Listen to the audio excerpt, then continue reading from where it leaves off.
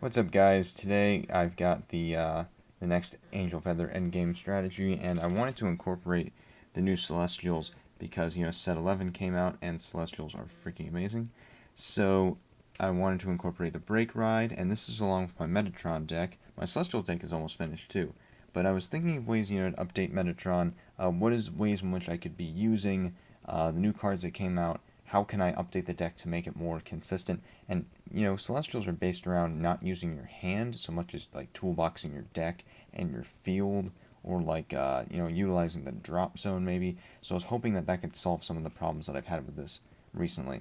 But so here's what we got. I have 5 damage just randomly laid out. It doesn't really matter. You can set it up.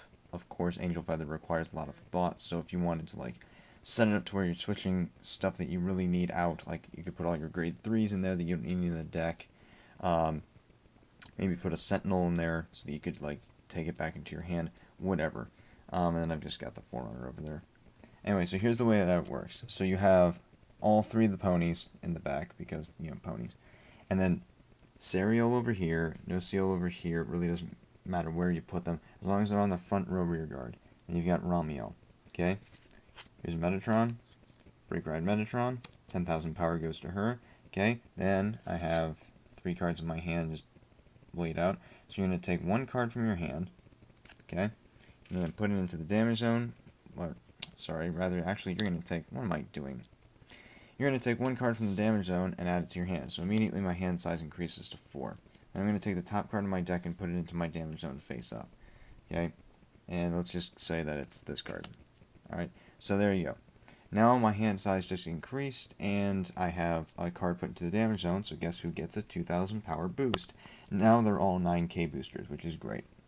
And she's at 10,000 more power. Now, here's where the fun part comes. Metatron Limit Break. Actually, let's do it this way. So you could use No Seal and Serial respectively. So I would first do this. Let's say that you haven't called them quite yet. Alright? I would use Serial first, call her, skill. Come over here, Counterblast. Take 1 card from your deck and add it into the damage zone.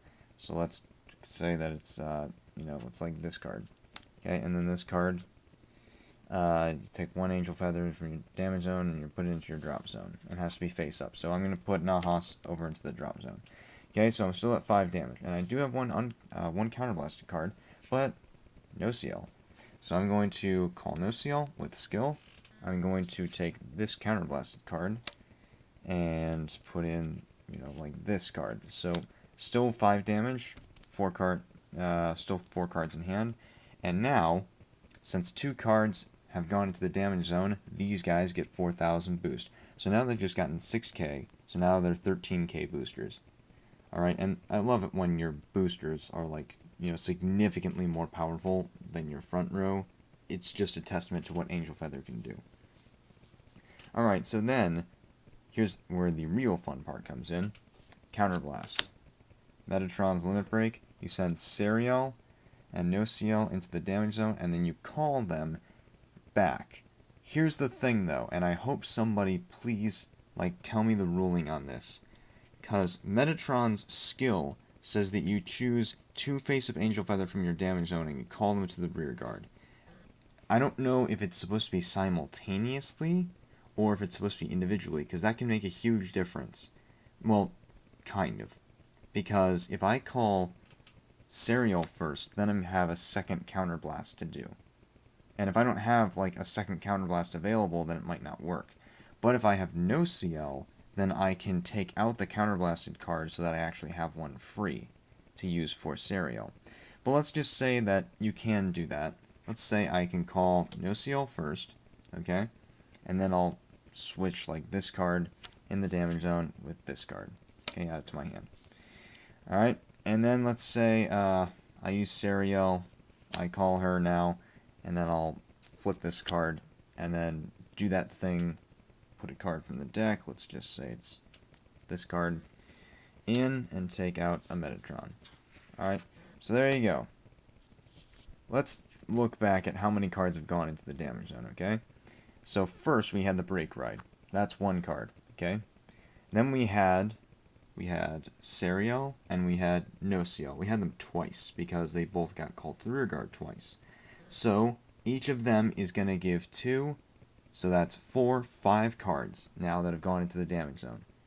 Metatron's Limit Break sent 2 cards in. That's 7 cards that have gone into the damage zone. And may I remind you that although you've switched out a ton of cards, you still only have 1 counterblasted card, even though you've counterblasted like 3 times.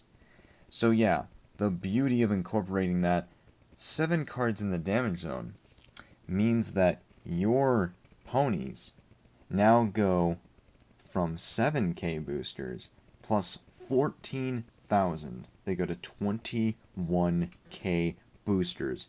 Yeah, that's a ton of freaking power. And I know the 2 front row rear guards aren't exactly the strongest, but again, this is endgame strategy. This is like the final push, when you just overwhelm your opponent. So, yeah, there you go. This column alone, 8, 21, this is 29.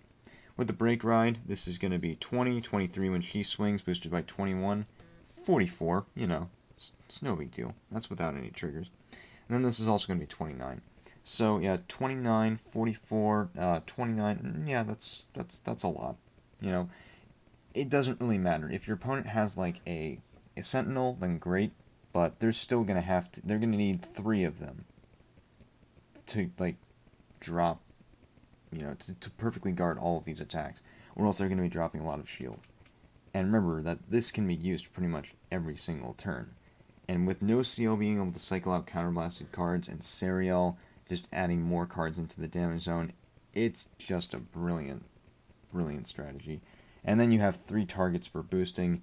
It's so perfect, and you can incorporate the brake ride so well, not to mention hand control. I'm probably going to run 6 crit, 6 draw in this deck now. In fact, I might actually take out the other Crimson cards, because if I incorporate Serial, and then I want to use No Seal too, these aren't really going to serve a purpose anymore. Neither are the grade 1.